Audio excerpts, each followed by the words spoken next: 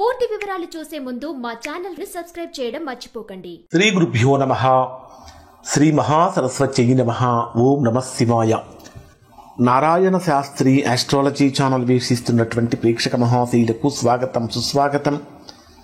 ఈరోజు మనము 2025 సంవత్సరం జూలై నెల 13వ తేదీ నుంచి నవంబర్ 28వ తేదీ వరకు 139 రోజుల పాటు శని భగవానుడు మీనరాశిలో వక్రంలో సంచరిస్తున్నాడు.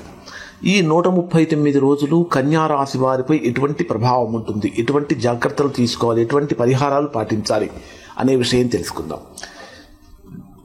కన్యా రాశి వారికి 7th హౌస్ అంటే 7వ స్థానంలో శని వక్రంలో సంచరిస్తున్నాడు. శని సహజంగా కర్మకారకుడు. అంటే మనము గతంలో చేసినటువంటి కర్మలు ఏవైతే ఉంటాయో ఆ కర్మలు అనుభవించేటటువంటి విధంగా చేసేటటువంటి గ్రహం, కర్మ ఫలితాన్ని ఇచ్చేటటువంటి వాడు శని భగవానుడు.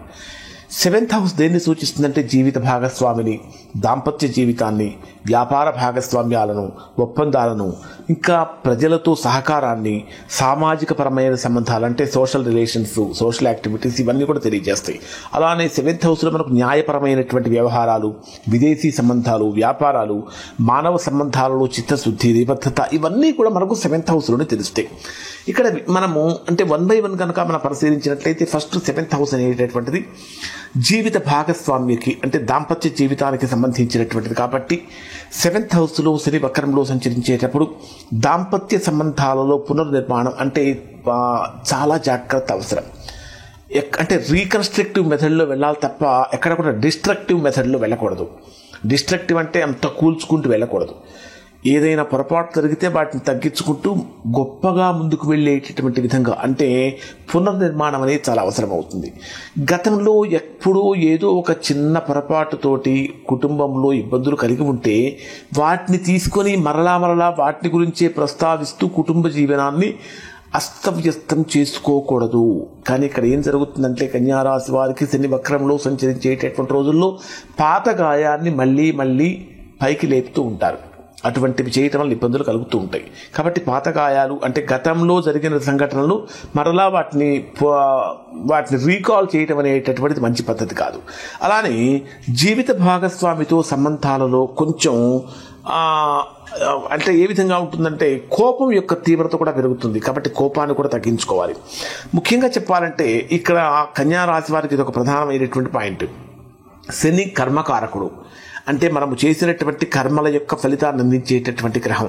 ఈ కర్మకారకుడు అయినటువంటి శని మనకు సప్తమంలో వక్రంలో సంచరించేటప్పుడు కన్యా రాశి వారు ఎవరైతే ఈ పాయింట్ వాస్తవంగా చెప్పకూడదు కానీ చెప్తున్నాను, వివాహేతర సంబంధాలతో కనుక ఉన్నట్లయితే చాలా తీవ్రమైనటువంటి ప్రభావాన్ని శని భగవానుడి వలన పొందుతారు. కాబట్టి అటువంటి వాటికి దూరంగా ఉండటం చాలా మంచిది. నెక్స్ట్ 7th హౌస్ అనేటటువంటిది వ్యాపారానికి కూడా సంబంధించినటువంటి స్థానం. కాబట్టి వ్యాపార ఒప్పందాలు అనేటటువంటివి చేసుకోవటానికి కొంచెం సరైన సమయం కాదు. అలానే పార్ట్నర్షిప్ల మధ్య అనుమానాలు రేకెత్తడం కానీ, కమ్యూనికేషన్ సరిగా ప్రాపర్గా లేకపోవటం కానీ జరుగుతుంది. ఈ కమ్యూనికేషన్ లోపం కారణం చేసి సమస్యలు తలెత్తుతూ ఉంటాయి.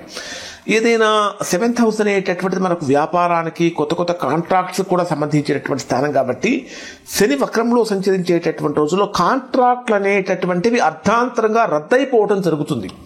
ఇప్పటిదాకా మీరు కాంట్రాక్ట్ చేస్తున్నారు కానీ శని వక్రంలో ప్రవేశించిన వెంటనే కన్యా రాశి వారికి కొన్ని కాంట్రాక్ట్లు అనేటటువంటి ఆకస్మికంగా రద్దయిపోవటం కానీ, లీగల్ ప్రాబ్లమ్స్ ఎదురవటం కానీ, మీ క్లయింట్స్ విషయంలో మీరు ఆలస్యం జరగటం కానీ జరుగుతుంది. తద్వారా కొంచెం ఒత్తిడి యొక్క తీవ్రత కూడా పెరుగుతుందని చెప్పాలి.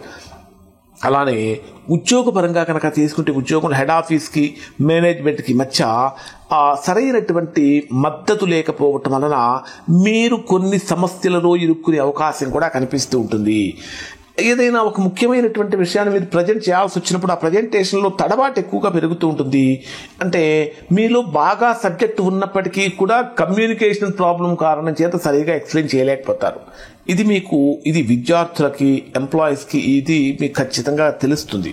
కాబట్టి అంటే చాలా క్రమశిక్షణగా ఉండటం కానీ, ప్రొఫెషనల్గా ప్రిపేర్ అవ్వటం అనేది చేయాలి.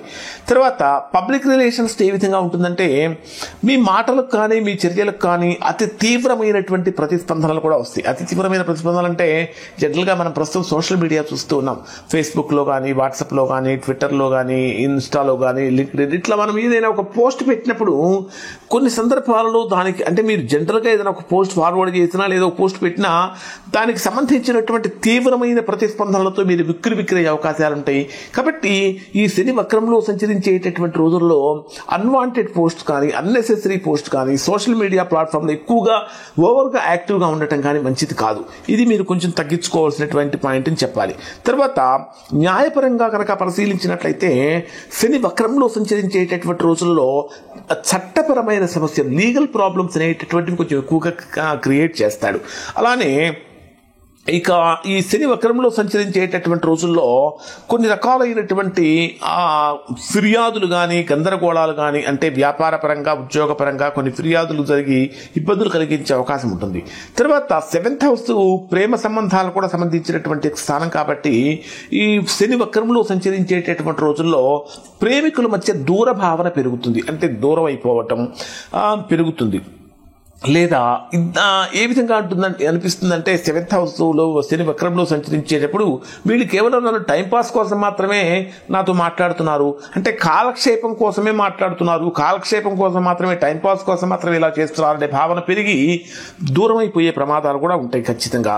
అలానే మానసికమైన స్థితి ఏ విధంగా ఉంటుందంటే ఈ 7th హౌస్లో శని వక్రంలో సంచరించేటప్పుడు సంబంధాల విషయంలో అంటే కుటుంబ సంబంధాలు కానీ ప్రేమ సంబంధాలలో కానీ మనసు చాలా తీవ్రంగా ప్రభావితం అవుతూ ఉంటుంది.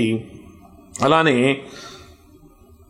ఒత్తిడితోటి జీవనశైలిలో అంటే విపరీతమైనటువంటి ఒత్తిడితోటి జీవనశైలిలో మార్పులు కలిగి ఒంటరితనానికి కూడా ఇక్కడ ఈ రాశి వారు గురయ్యే అవకాశం ఏర్పడుతూ ఉంటుంది. ఇవి కన్యా రాశి వారికి సంబంధించినటువంటి ఫలితాలు.